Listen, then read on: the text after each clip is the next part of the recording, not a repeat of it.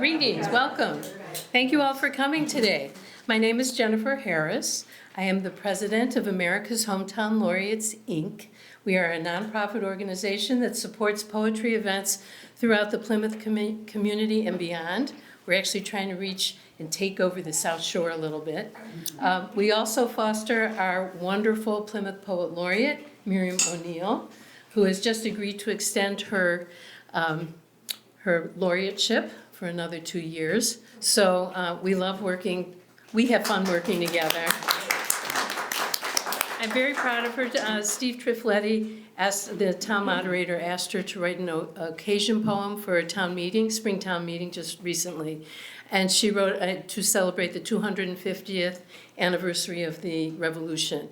And she actually went into the library archives and found town meeting minutes from 1775 and 1776, and took pieces from there and was inspired for the fact that they were concerned about the same things that we are now. Specifically, I think herring, that there would be herring for the future for people, as well as health and the well-being of the soldiers. So it was a wonderfully moving poem, and we're very proud of her for that. So I'd like to take a moment to acknowledge all our sponsors.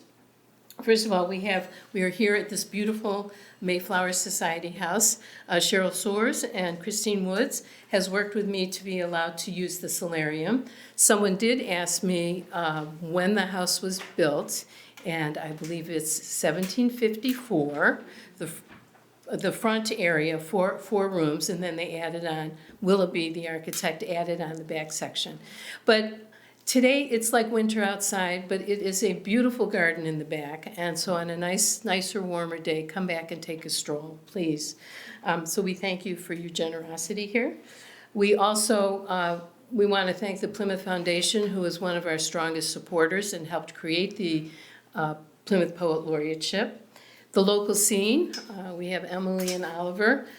They do the video recording, so afterwards we do send links and you can watch yourselves on YouTube, which is very wonderful.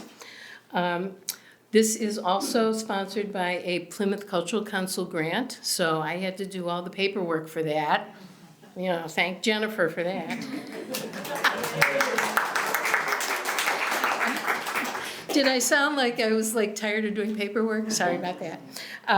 And then ultimately, the title of today's event, which is called Tiny Poetry, is because our wonderful sponsor, Peter Brown, who owns Tiny & Sons, he is a great supporter of the arts all through Plymouth, all the way up to Pembroke and Marshfield. And so he's the inspiration of tiny poetry. That's why the last time we did haiku, this time we are encouraging French flavor, but no one is required to do that. So at this point, I think that I would like to turn the program over to our wonderful 5-piece brass band, the North River Brass Band. Take it away, Tim. Thank you, Jennifer. Yes, we are the North River Brass Quintet. We originated from the Southeastern Philharmonic Orchestra, the oldest continuing ongoing orchestra in the United States, which incorporated and kept playing since 1914. So we're going to begin our first song called La Morisque, and it's written by Tillman Sasabo, and it was written in 1551, and it reflects the vibrant country dances of that time, of the Renaissance time. And it's full of rhythm and celebration, so enjoy as we play La Maurice. One, two.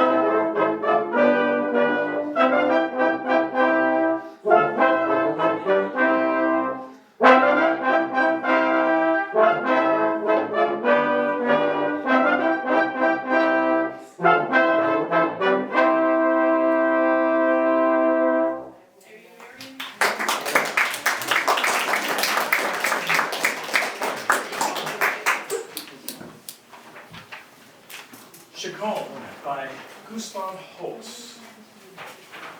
And it's built upon a repeating bass line, as you'll hear from our tuba player, Karen.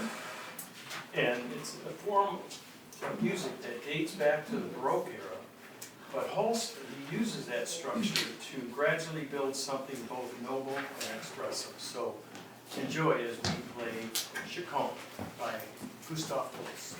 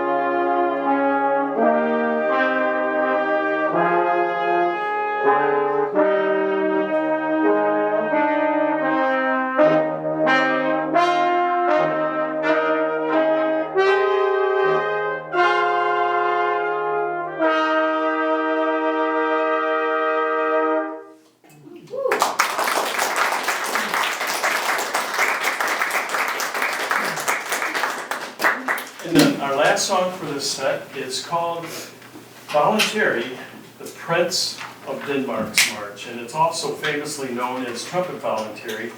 And it's written by a well-known composer in the Baroque era, Jeremiah Clark. And it features a well-known tune that you'll recognize, especially playing at weddings. Here we are with Voluntary, or Trumpet Voluntary. Okay.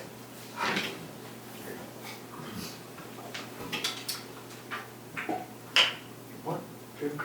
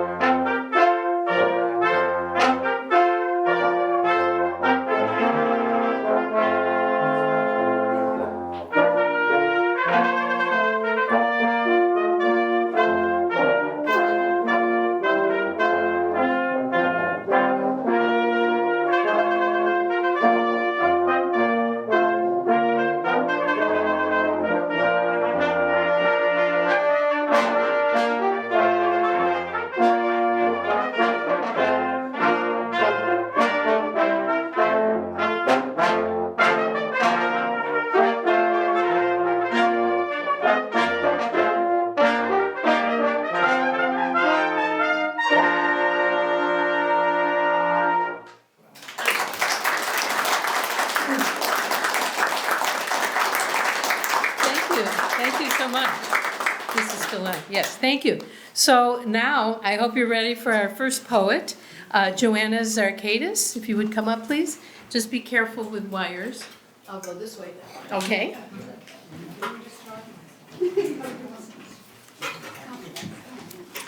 Well, I'm delighted to be here again, and thank you, Jennifer, for organizing this and for all that you do to keep poetry alive and well in our area. Thank you. Since this is called Tiny Poems, I brought the shortest poems that I own.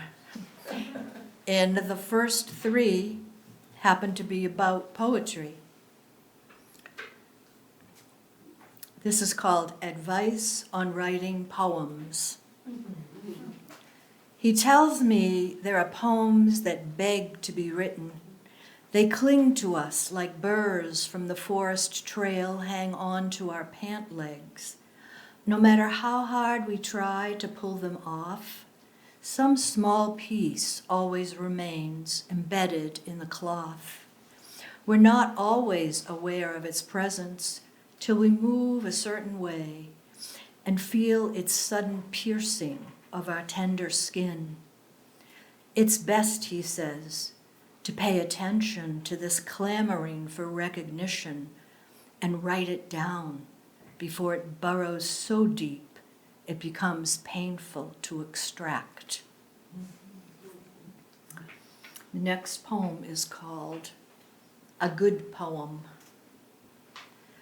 A good poem, a really good one, melts like butter on warm toast, seeping into you and through you, barely noticeable on the surface, yet filling you with its luscious flavor.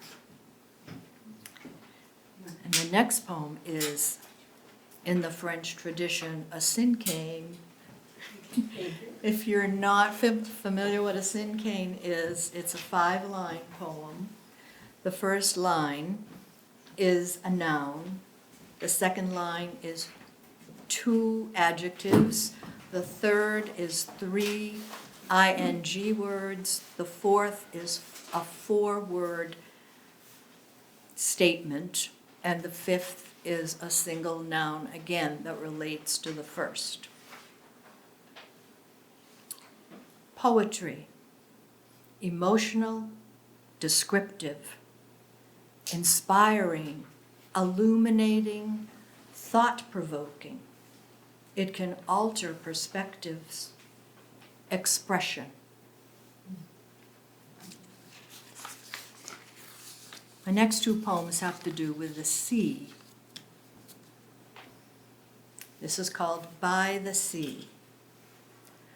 I sat watching the sea alone, soothed by the song she sang, inspired by her artwork on the sand. I stayed until she playfully caressed my toes 3 different times with her soft foam. I left, refreshed, at peace, ready for the dissonance and chaos far from her shores. This poem is called Shopping List. I'm going to the sea. Is there anything you need? A perfect snail shell for your windowsill? A striped stone for your pocket? A pure white feather for your altar? Maybe 1 piece of coveted blue sea glass for the jar on your bureau?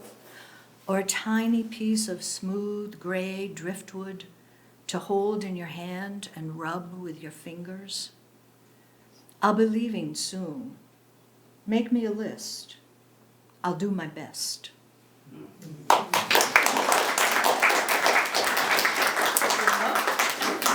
One more really tiny poem. Today is a poem waiting to be written. Who will answer the call? Thank you.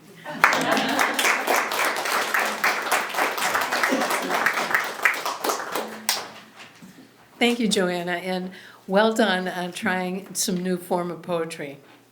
Marilyn Gove.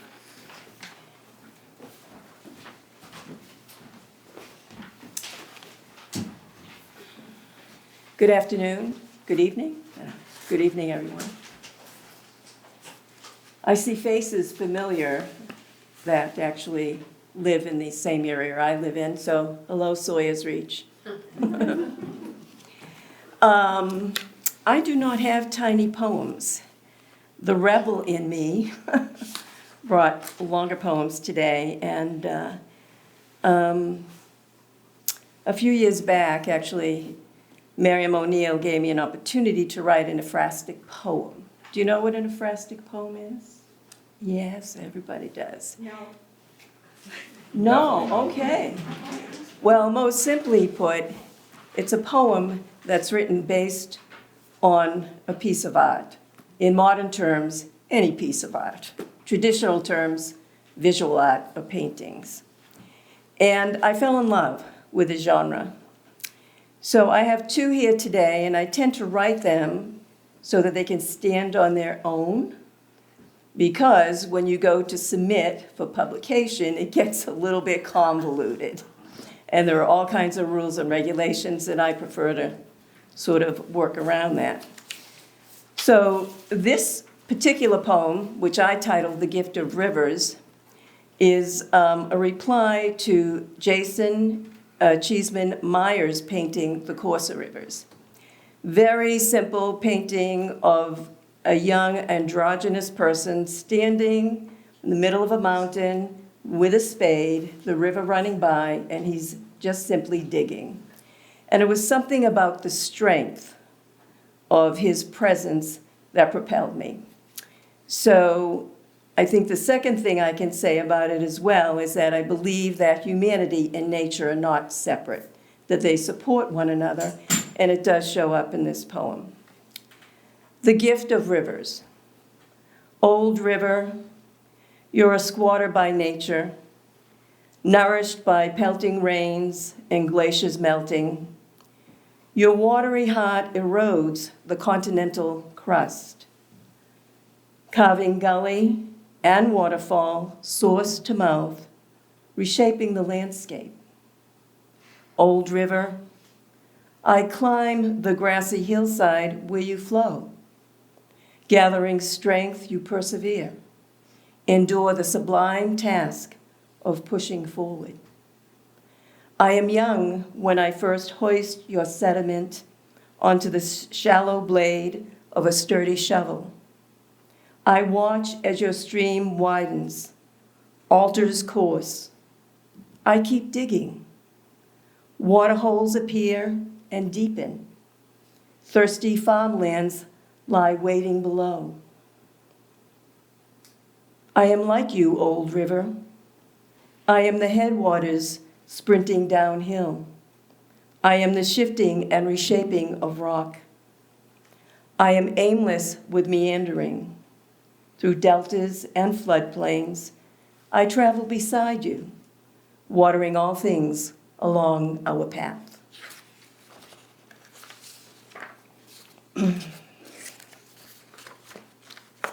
This second one is currently hanging at the Duxbury Museum and Art Complex, or is it Duxbury Art Complex and Museum? I don't know. All I know is I'm a complex person. Maybe you saw their little sticker. I took one of those. I thought it was cute. Anyhow, this was a really challenging poem for me to write. I have a twin. Most people don't know that. She's fraternal. And it's been a very difficult relationship. And Laurie Meta had painted, I'm not going to call it a portrait, but a painting of a woman simply sitting, her back to you, on a white couch, staring out a window. And she has a black ponytail. And I looked at her and I saw my twin. And I thought, this is it. This is the time you write it. So it's interesting because I question as to whether or not I should read it because it's a more difficult poem. But I was approached by almost everybody at the reception when we went for those readings. And somehow it moved everybody in their life relative to a person in their life, not necessarily a twin. So, twin. I spot you huddled on the day room couch, staring out the window of an outpatient facility, your thick black hair pulled back into a ponytail. A hospital robe falls loosely around your aging body. Daylight crisscrosses its fabric in gradient hues of green, yellow, and blue. I long to bond with you, but no, I cannot fix this. We are separate, two moons orbiting in different galaxies. I fear you will pack your bags again and vanish, rummaging state to state, never finding yourself. My heart is marred by the razor's edge you inhabit, the bottomless quarry you throw yourself into like an abandoned penny. You recognize my reflection through the day room window. Rise and amble towards me, your fingers nervous, fidgeting. We do not hug, but your smile enchants, opens me. Remember when we were little, the prettiest of bathing beauties, sculpting sandcastles, eating Oreos, drinking pink lemonade, before the shroud of your mind's disorder trapped you in its tangled mess. That was our time. Memories salve, yesterday's sanctuary, our safe harbor. Thank you.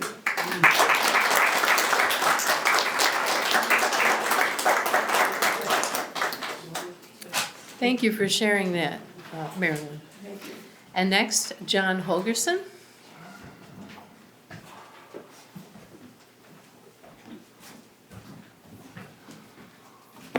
Good evening. I have 3 poems to read. The first is the French form poem. It's a villanelle. I wrote it probably 20-some years ago. It's a very personal poem. I rarely read it in public. I'm reading it tonight primarily because it's the only French form poem I can find to read. It's called Broken Borders, and it's the title of my first book. It has absolutely nothing to do with immigration or ICE or any of what's going on right now. What it has to do is there are other types of borders besides geographical and geopolitical borders.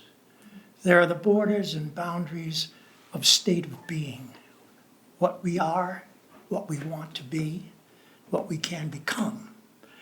And when I was 13, I started writing. When I was 21, I was very fortunate, published my first poem. But I was never a writer.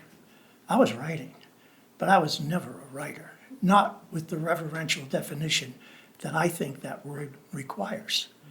It took a while for me to remove the things that were my own doing, put in my own way, and I was able to do that with the help of my family and my friends. And it makes a big difference when you go from one state of being to another. And that's what this poem is about. Broken borders. I've broken all the borders hindering my advance, scouting old horizons from a torn and yellowed chart, listening to the music, relearning how to dance. Outside the known casinos, risking my last chance, sculpting new contours within the landscape of the heart.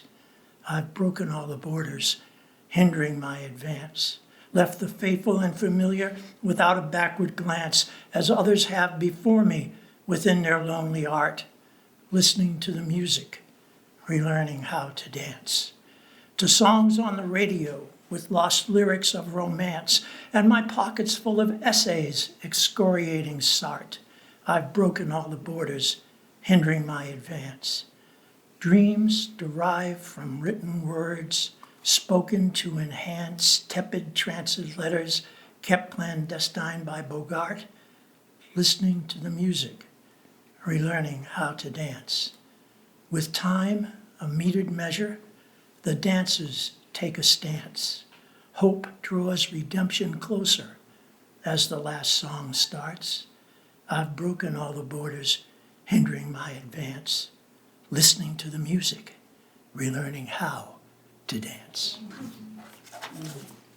The second poem has everything to do with immigration and what's going on today. In fact, I read it here last year for the first or second time. And in that intervening year, as of 3 weeks ago, it was published by an online literary magazine called Writers Resist.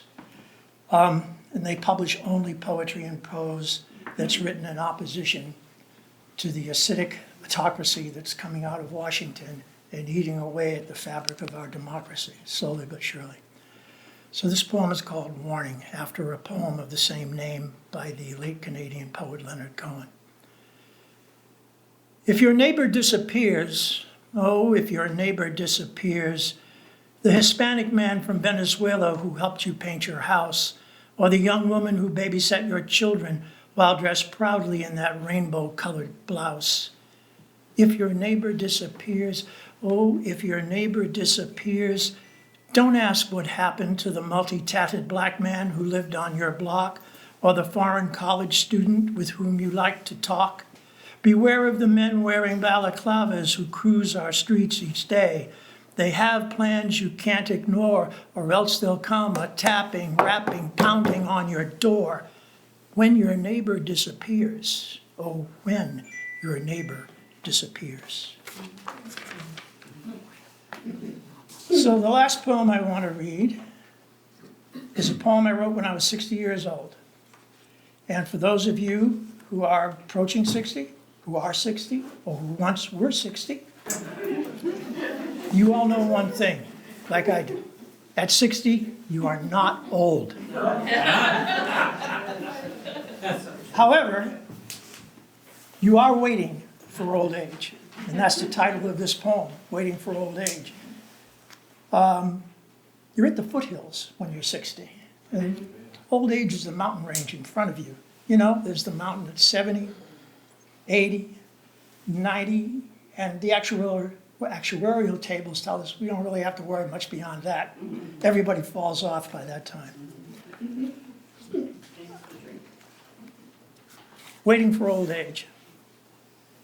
I've decided to embrace old age, give it a big hug, squeeze it tight, break its back, throw it in a mental hole I've dug.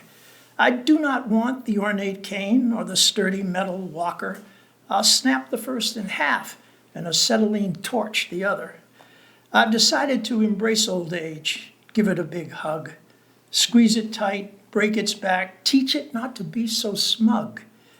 Maybe I'll hold its hand and lead it to the oven, push it in, hype the heat, so impulsiveness may govern in the garden of my youth's desires, enabling them to grow, to fan their flames, fuel their fires, to illuminate the last rainbow.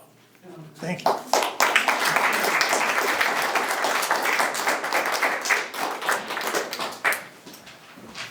Thank you very much for that. That was wonderful. Our next song is called The Prayer. And The Prayer is made famous by Celine Dion and Andrea Bocelli, good Italian name. And it was originally written for film, but it has since then it's become a modern standard, you know, expressing hope, guidance, and peace, much like what he wrote about. Hopefully we can have that.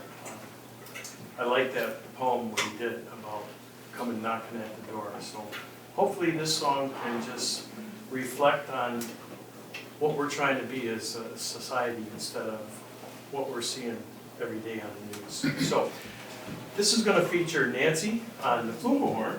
We're both playing the flugelhorn, but she plays a wonderful solo on this, and then she switches real quick to trumpet. So, so we're delighted for you now to hear The Prayer.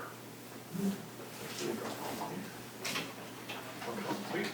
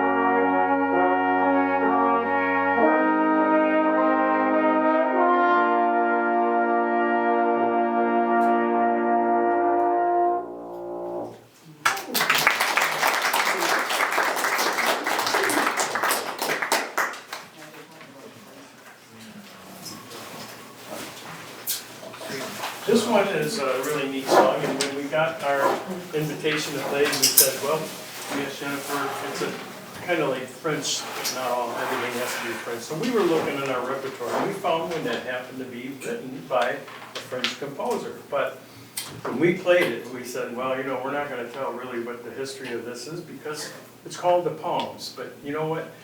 We think it's a song that is when you're in Paris and you're as a couple riding your bike holding hands and you're just kind of riding along the streets on your way to the Louvre or the Notre Dame Cathedral. And this is a song that kind of reminded us of that. It's called The Poems, so it's pretty neat. Good.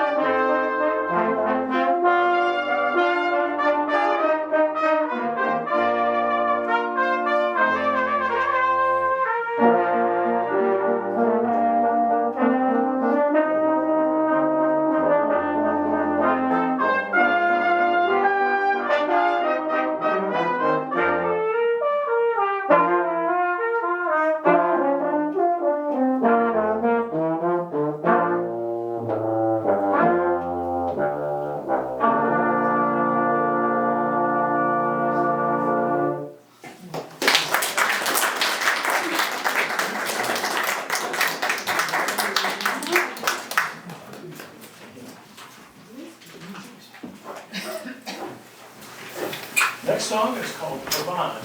It was originally written for a princess in the Renaissance era, and then it was made famous back into the 18th century by another composer, and again, a very nice melody as you reflect upon the wonderful words that you've heard here. Just listen to the wonderful music, again featuring Nancy on the flugelhorn, and as we play Pavane.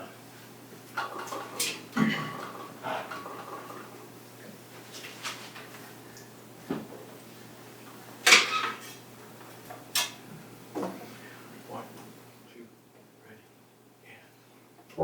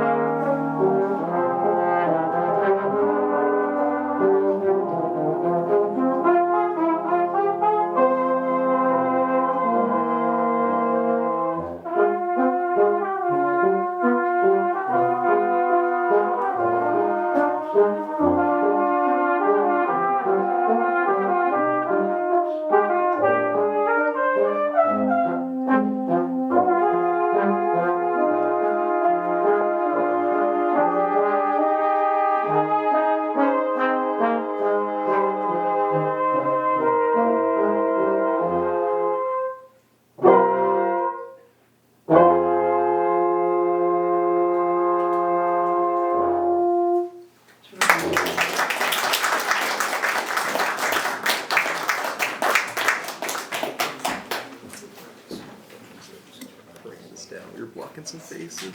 Megan? You threw in an extra blow at the end there, I heard that, on the trombone. Wow, so we're moving through to our second group of poets, and I would like to welcome up to the podium Louise Vieira.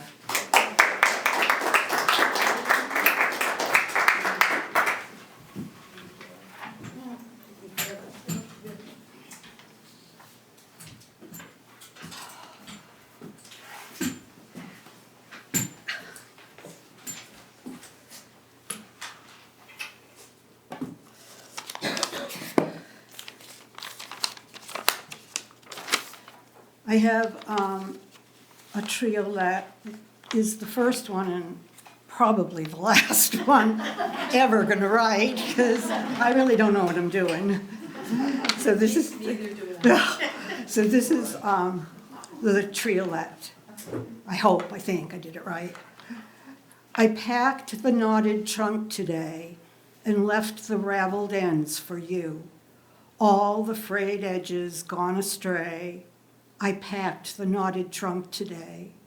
Loose strings unbound in disarray. Nothing matters now, thread or hue.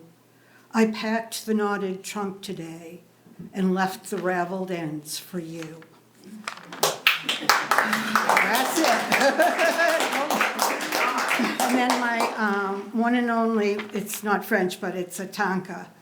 As I said, I'm just so terrible at stuff like this, but here's the tanka. The air at nightfall gives up its August passion. The young peach tree, though, will not let go his flushed fruit, nor the hibiscus her blush. And then I have one modern haiku. I just can't stop writing these things. It's like a sickness. It is. It's like... So I was looking through old photos, so this is a very brief modern haiku, and it's found photo. Even the fog has sharp edges. That's it. And I do have a longer poem. I do have a longer poem that Miriam actually read, but I kind of would like to read it because it's these times are so terrible, and I did, if you don't mind, I hate reading off my phone, but that's the way it goes. It's called Rules of Engagement. When you enter a holy place, remove your hat. When you enter a holy place, cover your head. If someone extends their hand, shake it. What they are saying is, I come in peace. When someone hands you a baby, kiss its forehead before you hand it back. In that way, you have left your mark to pass on. This goes for wiping the tears of strangers, as salt erodes skin as well as stone. When you enter a house, close the door, or the tea will cool before you have poured a cup and prayed. When you step upon a stage, do not shout, lean in and whisper so your words will be heard. Hold hands without gloves, breathe without masks, share the common air. I could go on. In your pocket, always have a bone for a hungry dog. It is night. I write in darkness. Excuse the misspellings.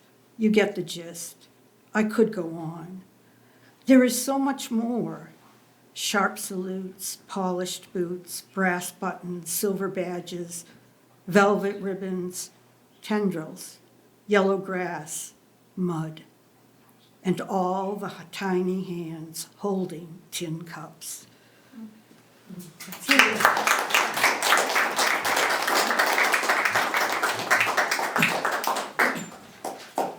Thank you, Louisa. I always look forward to seeing you.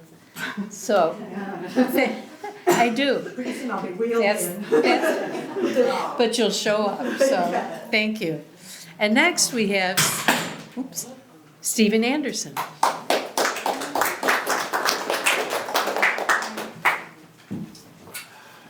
want to thank you, Jennifer, for putting this together. It's fantastic. I usually do not write to form, and I try to write these poems to a French form. I'm not certain some of the subject matters were ever covered in French, but I'll give it a shot. I think the first poem is a Kyrio, is that right? I asked her, she's... Triolet. Oh, the triolet. Carol, whatever. But well, we'll see. Maybe it is, maybe it isn't. I was thinking about being grateful and who I should be thankful for.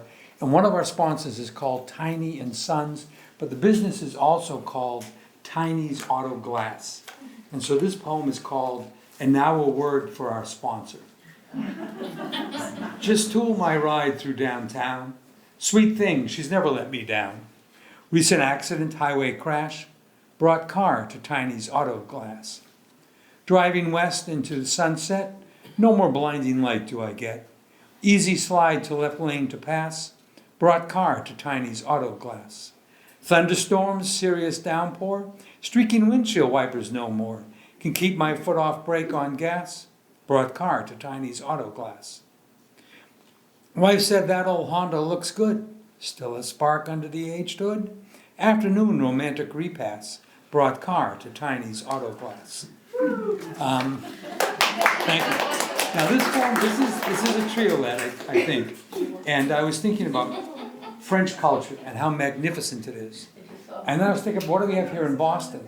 Well, we have things that are as important and as vital as French culture. We may not recognize them. So the title of this poem is 17 Octobre 2004. 2004. If you don't speak French, or if you do, that's October 17th, 2004. So here goes. Dave Roberts stole second base. Yankee Rivera didn't care. Just one more batter to face. Dave Roberts stole second base. At plate, Bill Miller did brace. Mighty single answer to our prayer. Dave Roberts stole second base. Yankee Rivera didn't care. And this is a quatrain, I think. When I was a kid, my parents had a summer house in Fairhaven, and it was on a salt marsh. It was really on a salt marsh. The tide rose in front of the house, and the tide rose behind the house. And the previous owner, to keep the house floating away in hurricanes, had built it up on a series of cement pillars. So it was the highest structure on the salt marsh, and it was probably higher than even the trees. And it was probably the highest structure for about 500 or 600 feet. And when we had thunderstorms, my dad would engage in this behavior that it took me years to figure out what he was doing. So this poem is called The Cottage. The cottage's worn, aged roof leaks. Thunderstorm approaches from south. Sonic booms follow lightning streaks. Kids pull their covers to mouth. Tallest building on green salt marsh. The cottage's worn, aged roof leaks. No lightning rod, dangerous, harsh. Dad opens bedroom doors, quick peeks. Windows weights bang and channels creak. Cotton bedroom curtains fly thrash. The cottage's worn edged roof leaks. Father comforts about next flash. Inspects entire house throughout. Soft, certain, sure, secure, he speaks. Tries to assure, but full of doubt. The cottage's worn, aged roof leaks. And it took me to become a father to realize that my dad was frightened of lightning, and by telling us not to be frightened of lightning, he was reassuring himself. This last piece, I think, is a Kyriel again, which the first line, the last line is repeated in each quatrain. I don't know if I made that up, but this is what I got here. Gail and I go out to the Berkshires once a year. Reason is, when we moved, I wanted to go to the Berkshires, she wanted to go to the Cape. We're in Plymouth, it was her idea of a compromise. 8 of the hardest smiles I've ever fought for.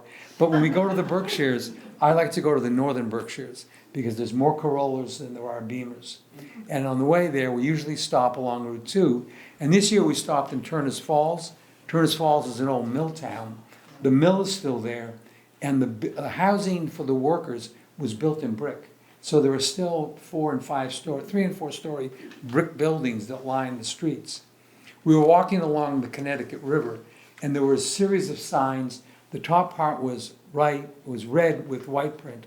The bottom part was white with red print. And the signs gave a notice of a warning. So this poem is called Warning, and it's part of what other folks have talked about today. On Connecticut riverbank, posted warning message quite frank. Once in English, but Spanish twice.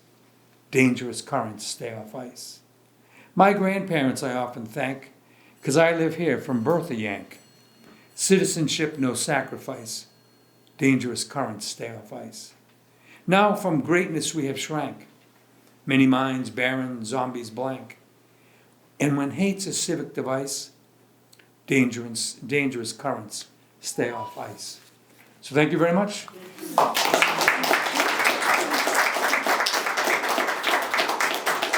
Kudos, Stephen, for trying 3 different French format, and I know Peter Brown is going to want a copy of your poem about him, Tiny and Sons. So please, he'll probably use that as a radio ad. So, I mean, seriously, he'll love it. Thank you. Yeah, we love Peter, so thank you for, yeah, he's wonderful, so thank you. And next up, we have Mary McKenna. There she is.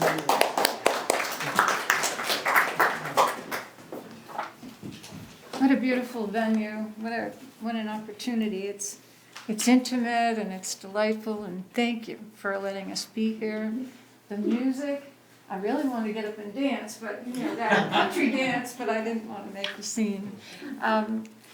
I want to begin by saying that I love these challenges of learning new forms.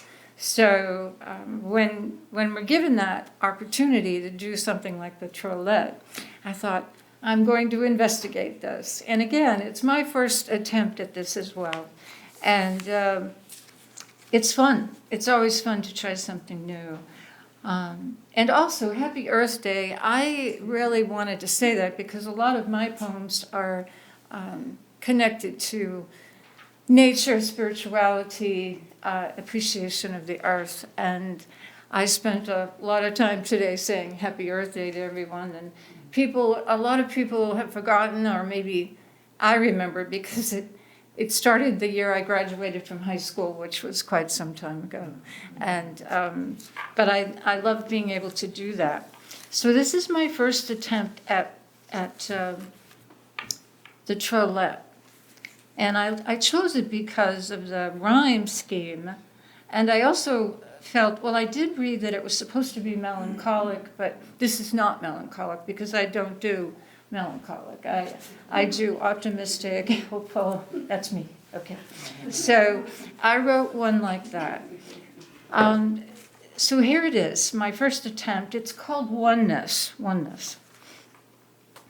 We are all magnificent souls, you and I, birthed from the same sacred lineage, the divine.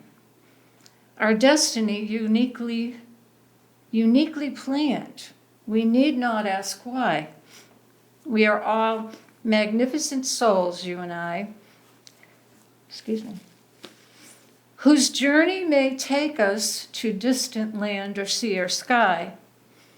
Your destiny may be different, but no less important than mine.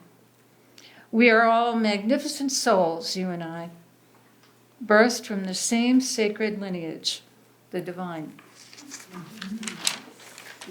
So I wanted to read other poems. At home I have so many choices, but this is the chapter that is about poems about creation. And I thought that would be appropriate on Earth Day. So I have 3 that might work here for that. Oh, and I wanted to add a quote. I sometimes am inspired by quotes, and this one came to me today very serendipitously. If I had my life to live over again, I would have made a rule to read some poetry and listen to some music at least once a week. The great lover of all species wrote that, Charles Darwin. Charles Darwin indicated that if he had the time, he might do this. And I know that most of us are immersed in all this, which is wonderful. This one's called In Praise of Creation. The earth, the sky, the planets, the birds, the beasts, the trees, the rivers, the lakes, the seas. The souls of humanity, the souls of these, breathe as one, as we have begun to understand the mystery and magnificence of all creation. Who engineered all this intelligent beauty? What is my role now that I am part of the whole? Be still and know, says the wind. This came from, I have 5 beautiful windows facing east in my house. And when I have my morning coffee, I often walk the length of the house and look out these windows. And I can see so much because the house itself is on a little knoll. And so I can see up a lot, so I look out and up. And this one came to me as just a sweet moment. It's called a sweet moment. Not 1, not 2, but 3, magnificent and free in flight, soaring in a sea sky of brilliant white, the osprey gifting me a dance of delight. And I see this a lot. I am so blessed to be where I live. And I think we all know that. We're blessed to live here and be able to just look up. And now that I'm retired, I get a chance to look up more and more, and I'm enjoying it so much, just looking up, not out or not at, but up. And it makes a difference. And not about that movie. I'm not talking about that movie. Did you see the movie called Don't Look Up? Oh, Google it. Don't Look Up. Meryl Streep is the president of the United States. Oh, and Leonardo DiCaprio's in it. You've got to all check it out. It is the funniest movie you'll ever want to see. Don't Look Up. Okay, so this final poem is, the date on this one, I wrote this in 2018. I date everything. February 26th. And I read it in the library when we used to meet in the library. Okay, here it is. They were both extraordinarily beautiful, unlike anything I had ever seen. One was my fall-winter love, the other my spring-summer fling. They each had their own unique beauty. They were both magnificent in their solitude. The Norwegian maple was much older than the weeping willow. They moved to their own cadence and rhythm. The maple, like a soldier, fighting to protect its homeland. The willow, like a peacemaker negotiating to find consensus with the wind.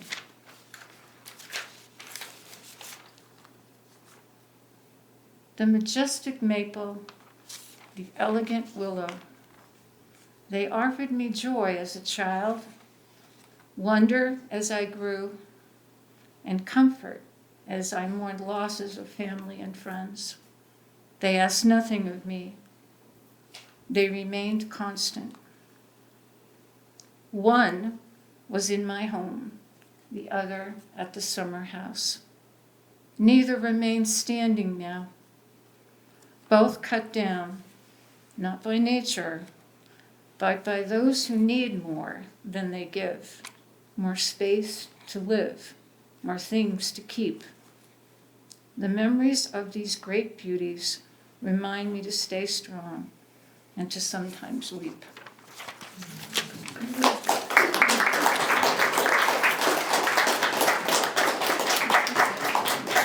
You folks are knocking it out of the park today, I would say, to use a baseball reference. Go Cavs. And for our final trio? We are going to take the first song out, When I Can Read My Title Clear. It's a nice song, but we want to move on to the last two that we have. And it's written, the Andante Maestoso from Jupiter is a great piece that was written by Gustav Holst in World War I time. And it was a wonderful composition. And you'll know that it has since been obtained by the Christian faith, writing a great hymn called When I Can Read My Title Clear. I'm sorry, I Vow Thee to My Country. Excuse me. So here we go with Andante Maestoso from Jupiter. Okay. You need to-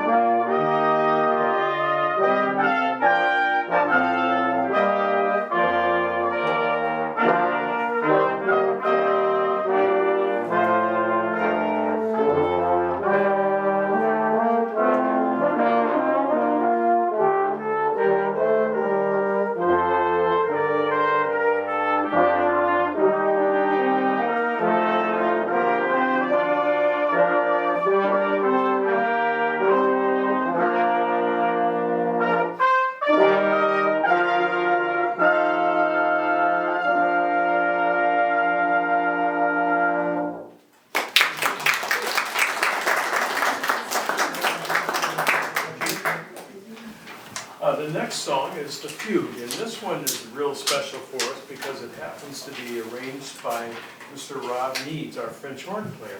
And we're delighted to have Rob. We feature many of his songs, and if you're going to be around the Marshfield Fair Memorial Weekend, we're playing both days, and we'll be there featuring a lot of his songs. But Rob spent 42 years in the Army, and he was in the regiment, the 215 Army Band, did a lot of work for them, and he, if you're here during Thanksgiving and you see the parade, he's that wonderful Army Band.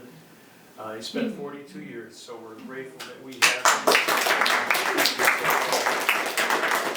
So Rob said, you know, we got too much slow stuff, we gotta do something a little bit nice. So he wrote this, well, he arranged this. This was originally a classic or a Baroque period music, fugue in D. So he put a little spin on it that has a nice little jazzy part to it. So here we go. It'll feature Kenny Anderson starting off on the trombone, and then Rob will follow along. Here we go, the fugue in D minor. Okay. Great.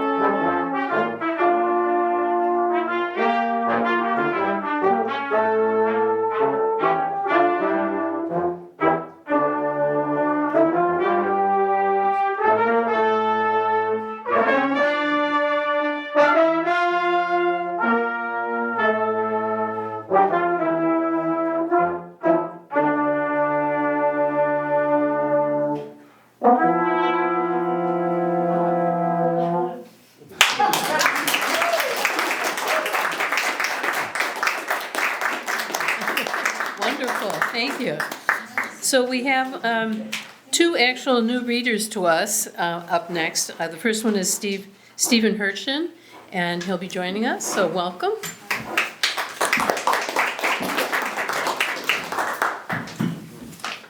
I've been writing haikus for many years. This is the second time that I've shared any in public. These first couple are from a walk I took on a winter's day at a Cape Cod nature preserve. Half moon hovering, swans in a half frozen pond, wind chilling my face. A lone swan sits still, frozen with its reflection beneath a half moon. This one is just a little odd. We can't part with them, clothes that live in our closet, seen but never worn. This one is, I've done a fair amount of traveling. This was once when I was in China. A lonely peacock cries out searching for a mate, but gets no reply. The next few, I've done a number of trips to India, and these are kind of inspired from that. Enter India, surrender to her fully. Your soul is consumed. Just a fleeting glance, old man, dirty and bearded, staggering with cane. Earlier today, a begging, wheelchair-bound man rained on in the street. Hear ancient rituals echoing through timelessness, mystical healing. Incense fills the air. Eyes closed, I am transported into a new world. As we leave India, I'm drifting into a dream in seat 50B. I lived for 4 years in Germany, and I often ran across a woman sitting outside a bank on the sidewalk, an old woman. She was begging with a cup. People would put coins in, I would. And when it came time to leave Germany and move back to the US, I had a lot of change that I didn't know what to do with. And I put it into a big Ziploc bag and brought it to her. And the next few are the result of that. She sits in the cold near the bank holding her cup in need of some help. Her eyes brighten up. She kisses my hand and says, "Danke, alles gut." I should have done more. I should be kissing her hand. I should have done more. I spent some time in the Mojave Desert last year, and these are kind of from that. Only sand and sky. Mother Nature simplified here in the desert. Go to the desert. Leave all possessions behind. Taste the freedom. High desert winds howl. Our shelter battered by rain. Snow soon to follow. The next few have a kind of a spiritual theme. My soul is afloat, immersed in black silence, searching for the light. We are simply here. There is no special reason unless we want one. There's a higher place, far, far away, but nearby if we choose to go.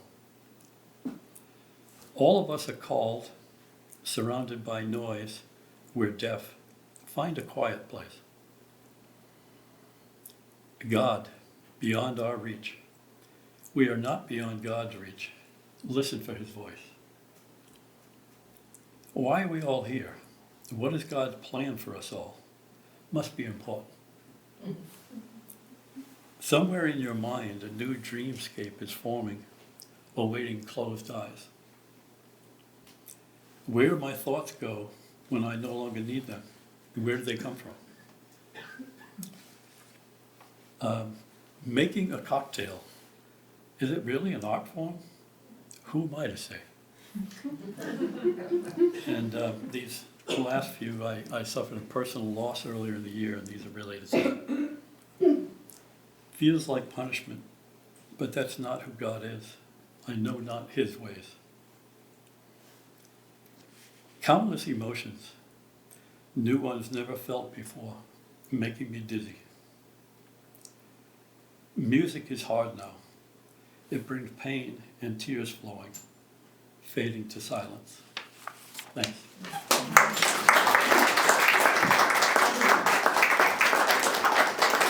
Thank you, Stephen.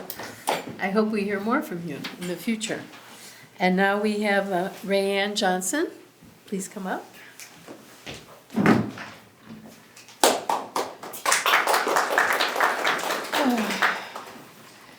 I wish I had my son's confidence right now. I'm a mom of an almost 17-year-old autistic son, and I've been working on an autistic poetry book based on from the parents' point of view. So this one is called the autistic lens. The world views through each set of eyes, a new perspective, a new view. Each and every time one opens their eyes, one never knows what one may see. For some, the world is full of wonder and delight. For some, the world is crazy and scary. No matter what kaleidoscope one looks through, the world is filled with many, many colors, creating all sorts of different shapes. For those who are on the autism spectrum, the world may look like a tapestry, all sorts of threads woven together with extraordinary detail, where one is intensely focusing on, where one's view can be challenging, and amazing. An autistic person can see every single detail, all the patterns and complexities within the tapestry. Someone else may have overlooked. Autistic individuals process all one sees and hears, so differently from someone else who is neurotypical. One might think autistic persons just stare, where they might be observing all around themselves, their environment.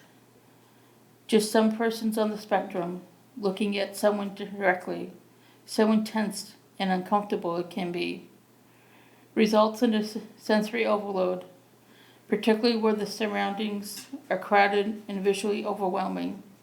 Looking, seeing what is in front of us, always will be different whether one is autistic or not. Let me know when I can stop because I get a few. There's another one, autism and social understanding. Navigating the social world can be tough for just about any one of us. Imagine if one has trouble communicating one's thoughts, one's ideas, whatever one wanted to say, whatever one needed to say. Understanding a body language, understanding sarcasm, understanding when someone is nice, understanding unfair circumstances. All and most of us just want friends.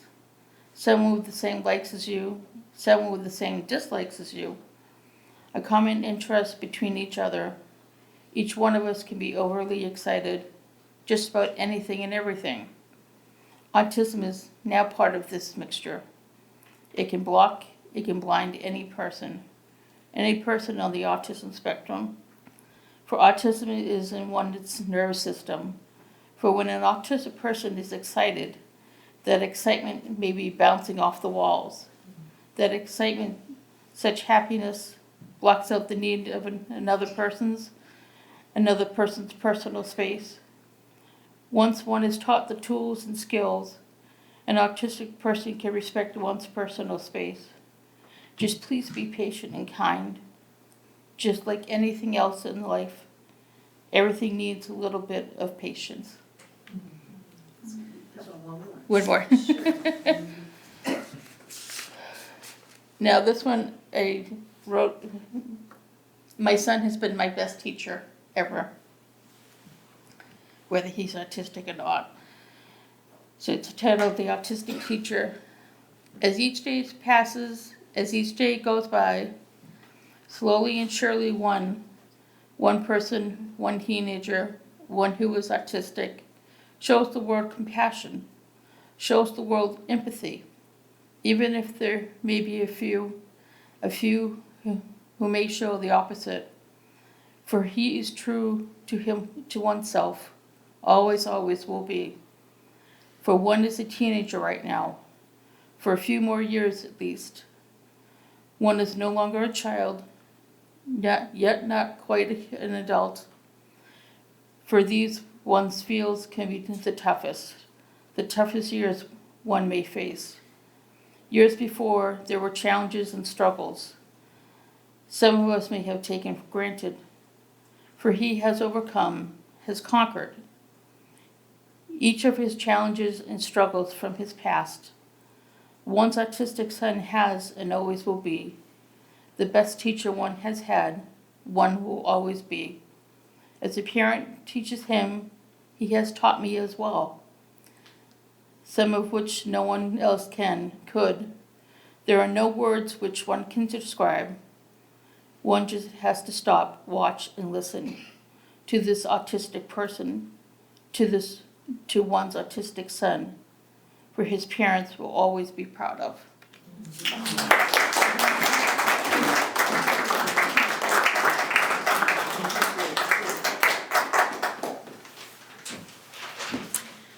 And now, our final poet, Miriam O'Neill.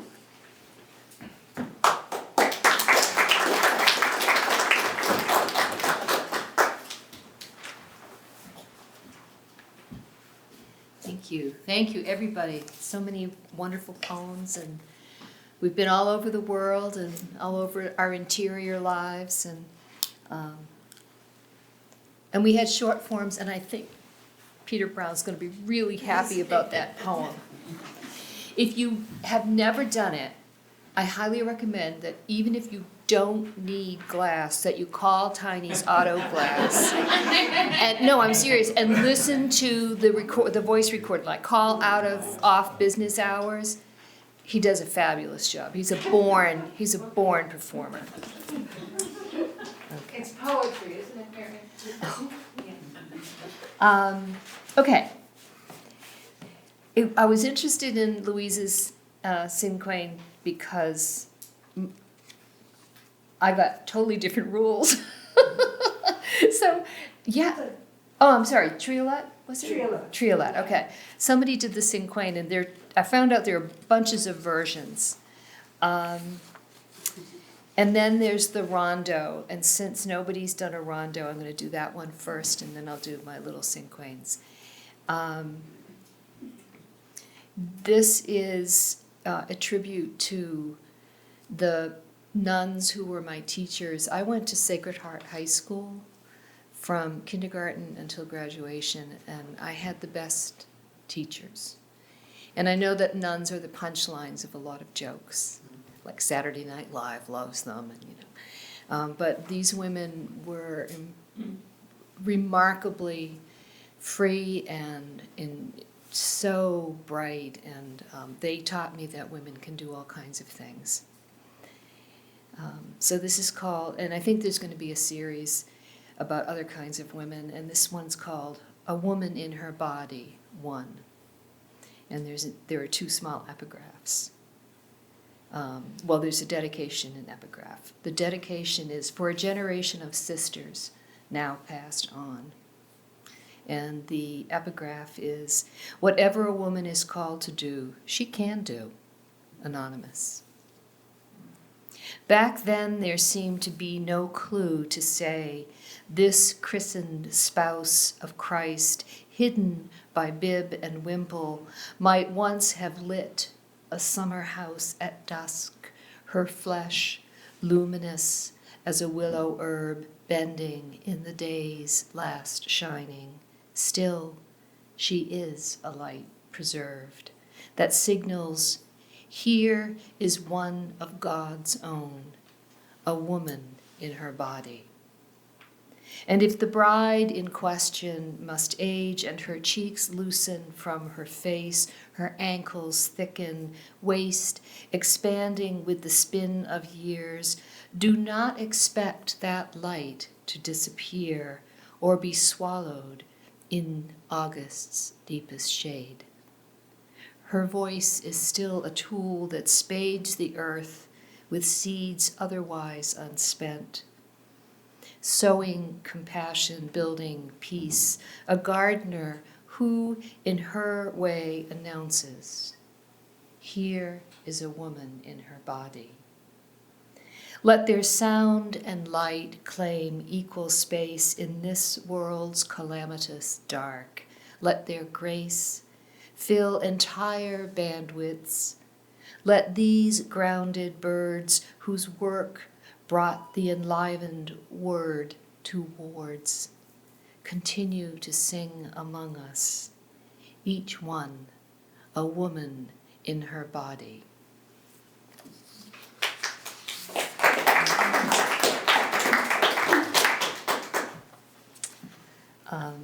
So that was the rondo and now the little cinquains. And I found two different rules for cinquains.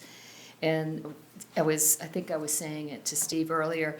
One of them is a rule that makes it sound like it's a haiku, except words are counted, not syllables. So it's 1, 2, 3, 4, 1. And I have two of those and then some British forms of cinquains. Okay, 1. Spring, cold wind, April, green grass, wars in distant places, mornings. 2. Oh, and I should say that the word straight, as STRAIT, means a body of water that connects. 2. Straight, gay, trans, Alas, Anguilla Channel, Belle Isle, Bashi Channel, Hormuz. And then I have two cinquains in the form that John Donne would have used back in the day. How shall we take up the days of spring when the world keeps cold winter in its heart? How push past these delays to blossom, warmth, and the nesting finches, bold enough to emerge from winter drab into gold?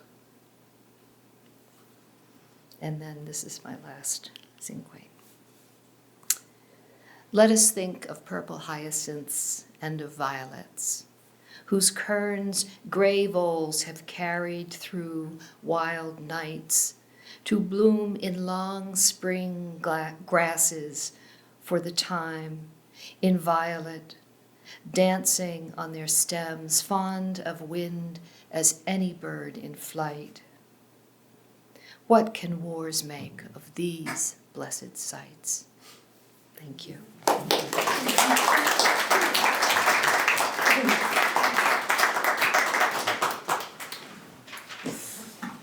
Before we have our final piece, which I'm very much looking forward to, I just wanted to make two announcements. Upcoming poetry from the America's Hometown Laureates. We have a fabulous duo of harpists who will be playing at the Plymouth Public Library. They, Anya Minogue and also Rosie Kane, have never performed together. They will do an Irish poetry reading and the Arc of History with harpists. So that is actually next Tuesday at 2 p.m. Autofelo Meeting Room. You can grab a flyer if you like. And additionally, I have added with the Uva Wine Bar, we're going to have an open mic. It's going to be on Tuesday, May 27th.